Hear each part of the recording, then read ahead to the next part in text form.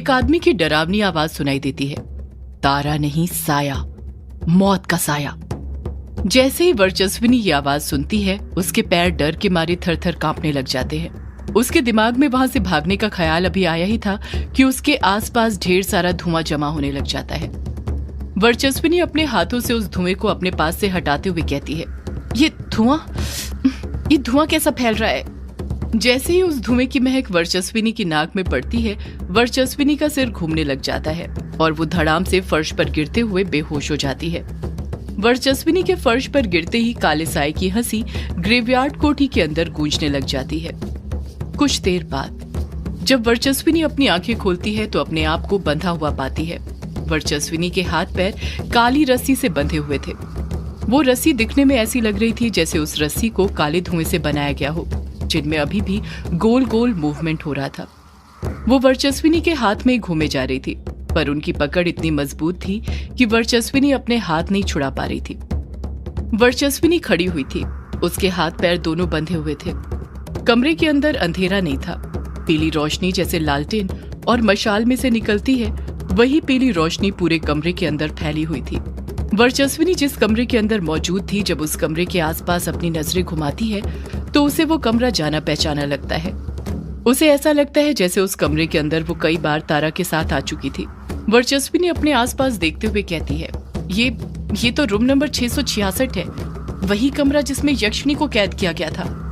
पर इस कमरे में तो बहुत सारी किताबें जमी हुई थी रैकों पर, वो किताबें कहाँ गई?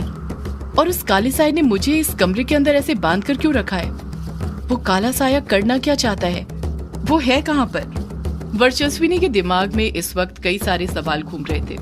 उन्हीं सब सवालों के बारे में सोचते हुए वर्चस्विनी पूरे कमरे के अंदर अपनी नजरें दौड़ाए जा रही थी।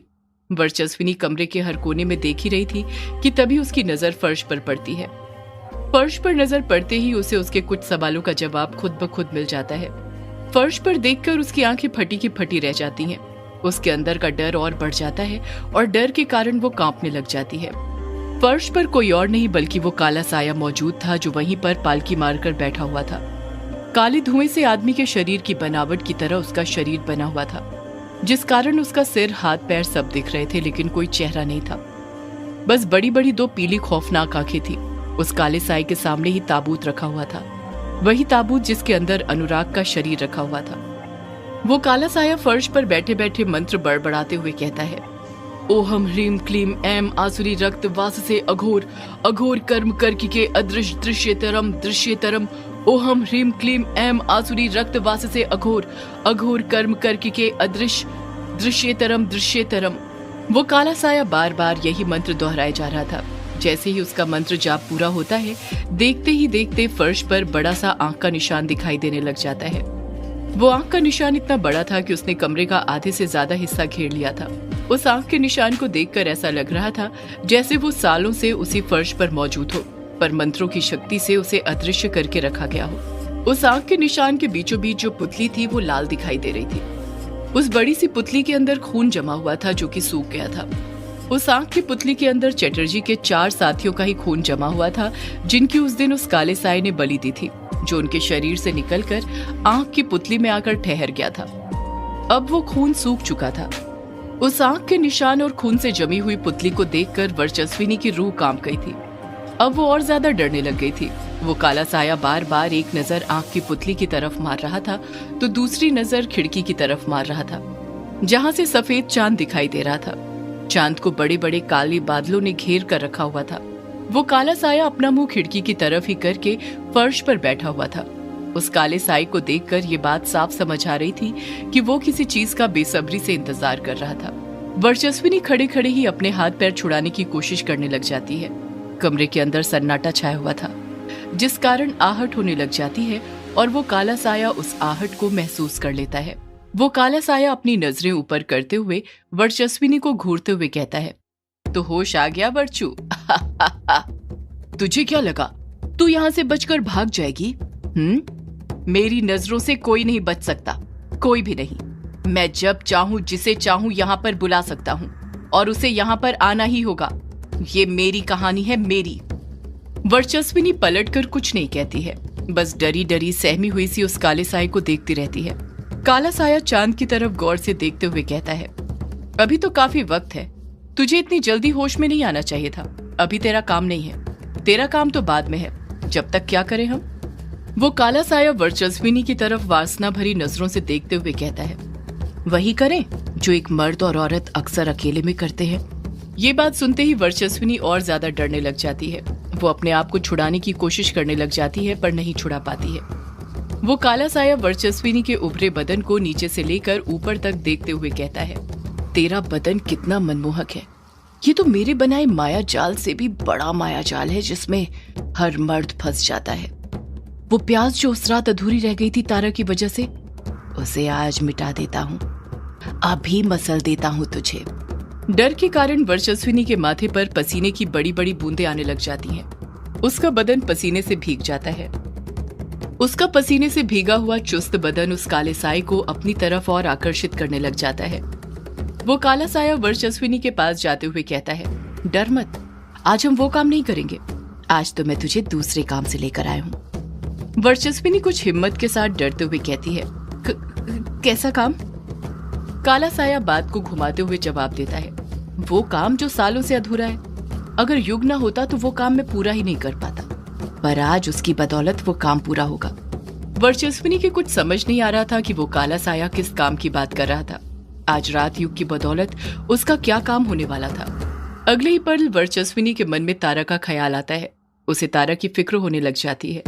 वर्चस्विनी को लगने लग जाता है कि अगर वो यहाँ पर है तो तारा भी यहीं पर होगी। वर्चस्विनी अपने आसपास देखते हुए कहती है, तारा, मेरी बच्ची, तारा कहाँ पर है? काला साया जवाब देता है, तारा यहाँ पर नहीं है, वो तो उनके पास है और तू मेरे पास। तुझे तारा की याद आ रही है ना? पर तू फिक्र मत कर, तारा भी बहुत जल्द हमारे पास होगी। मुझे तारा की जरूरत है और तारा को तेरी। वर्चस्विनी को याद आता है, बेहोश होने से पहले आखिरी वक्त में चैटर्जी भी उसके साथ था, जो उसके पीछे तारा का नाम पुकारते हुए भाग रहा था। वर्चस्विनी अपने आसपास चैटर्जी को ढूंढते हुए कहती है, चैटर्जी, चैटर्जी, वो कहाँ है? क्या किया तूने उसके साथ? काला साया वर्चस्विनी के साथ एक नई साजिश रचते हुए कहता है, ये खून देख रही है जमा हुआ, ये तेरे उस चैटर्जी का ही खून है। जैसे ही वर्चस्विनी ये बात सुनती है, रोने लग जाती है और रोते हुए कहती है, नहीं, ऐसा नहीं हो सकता, तुमने चैटर्जी को मार दिया। नहीं, ये नहीं हो सकता, नहीं। वो काला साया हंसते हुए कहता है,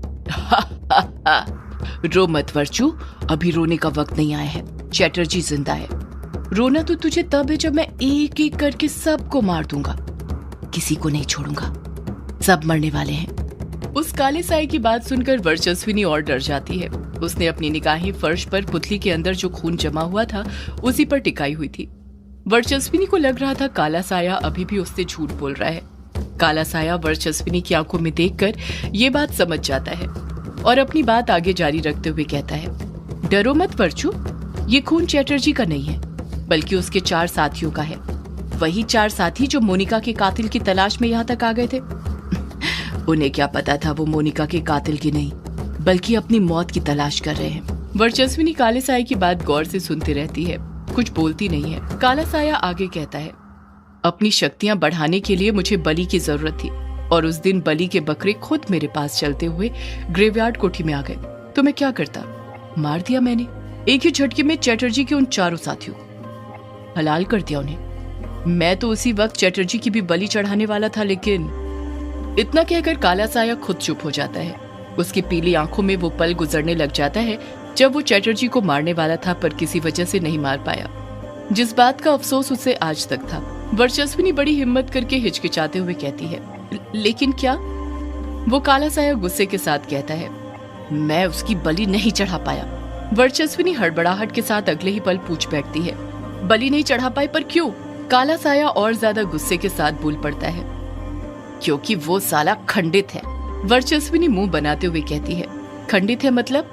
काला साया वर्चस्विनी की आंखों में देखते हुए कहता है, तुझे चैटर्जी के बारे में नहीं पता क्या? वर्चस्विनी तुरंत पूछती है, क्या नहीं पता? जब काला साया वर्चस्विनी की आंखों में देखता है तो समझ जाता है कि उसे चैटर्जी के बारे में कुछ नहीं पता है। काला साया अगले ही पल हंसते हुए कहता है, तुझे तो चैटर्जी के बारे में कुछ पता ही नहीं है। कैसी पुलिस वाली है तू? एक पुलिस वाली होकर तुझे दूसरे पुलिस वाले के बारे में कुछ पता नहीं है? वो खंडित है साला। वर्चस्विनी को उस काले साये की बातें बिल्कुल समझ नहीं आ रही थी कि वो काला साया उससे क्या कह रहा था, उसे क्या समझाने की कोशिश कर रहा था। काला साया वर्चस्विनी के साथ खेलते हुए कहता है, तू कहानी सुनेगी? मुझे ना कहानी सुनने और सुनाने का बड़ा शौक है। वर्चस्विनी खामोश रहती है, पलटकर कुछ नहीं कहती है। अगले ही पल वो काला साया डरावनी आवाज में गुस्से के साथ बोल पड़ता है, मैं कुछ पूछ रहा हूँ तुझसे, बोल कहानी सुनेगी? वर्चस्विनी हकलाते हुए कहती है, कैसी कहानी? काला साया बनावटी आवाज में कहता है, चैटर्जी के खंडित होने की कहानी। वर्चस्विनी और ज्यादा डर गई थी और वो डर उसकी आंखों में देखकर साफ समझ आ रहा था। जैसे जैसे वर्चस्विनी डरती जा रही थी, काले साये की हंसी बढ़ती जा रही थी। उसे देखकर साफ समझ आ रहा था कि उस काले साये को वर्चस्विनी को डराने में बहुत मजा आ रहा था। काला साया फिर वर्चस्विनी से पूछता है, जानना चाहती है चैटर्जी खंडित कैसे हुआ? उसके खंडित होने की कहानी क्या है?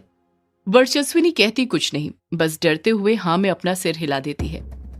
काला साया वर्चस्विनी की आंखों में देखते हुए कहता है, तू ये तो जानती है कि चैटर्जी जात से बंगाली है, लेकिन क्या तू ये जानती है कि चैटर्जी का जन्म कहाँ पर हुआ था? वर्चस्विनी खामोश रहती है, पर उसकी खामोशी ने काले साये को उसके सवाल का जवाब दे दिया था। वर्चस्विनी नहीं जानती थी कि चैटर्जी का जन्म कहाँ हुआ था। काला साया अपनी बात आगे जारी रखते हुए कहता है, चैटर्जी बंगाली है और तू तो जानती है कुछ बंगाली असम में भी बसे हैं, और चैटर्जी का जन्म भी असम के ही एक गांव में हुआ था। जानती है कौन सा गांव? वर्चस्विनी धीरे से पूछती है, कौन सा गांव? काला साया फुसफुसाते हुए कहता है, मायूंग गांव। वर्चस्विनी जैसे ही काले साये के मुंह से मायूंग गांव का नाम सुनती है, उसकी रूह कांप जाती है, उसके रोंगटे खड़े हो जाते हैं। उतना डर उसे तब नहीं लगा था जब उसने काले साये को देखा था, जितना डर उसे ये जानकर हो रहा था कि चैटर्जी का जन्म मायूंग गांव में हुआ था। मायूंग गांव गुवाहाटी से 40 किलोमीटर दूर है, जो कि ब्रह्मपुत्र नदी पर बसा हुआ है। कहते हैं कि संपूर्ण भारत में काले जादू का विस्तार इसी गांव से हुआ था। काले जादू का जन्म इसी गांव से माना जाता है। प्राचीन काल में इस गांव को काले जादू की धुरी के नाम से जाना जाता था। वर्चस्विनी डरते हुए हकलाते हुए कहती है, ये तो वही गांव है जहां पर एक बार मैं एक केस के सिलसिले में गई थी। अब ये गांव जादूगरों तांत्रिकों की बस्ती है, जहां हर घर में हर कोई काले जादू के बारे में जानता है। सिर्फ जानता नहीं बल्कि मानता है, करता है।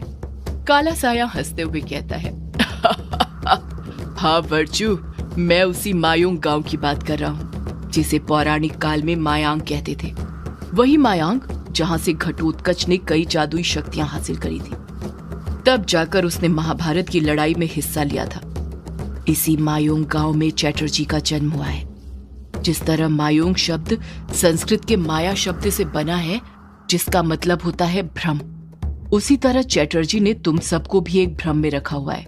वर्चस्विनी काले साये को एकटक से देखते हुए पूछती है, कैसा भ्रम? तुम किस भ्रम की बात कर रहे हो?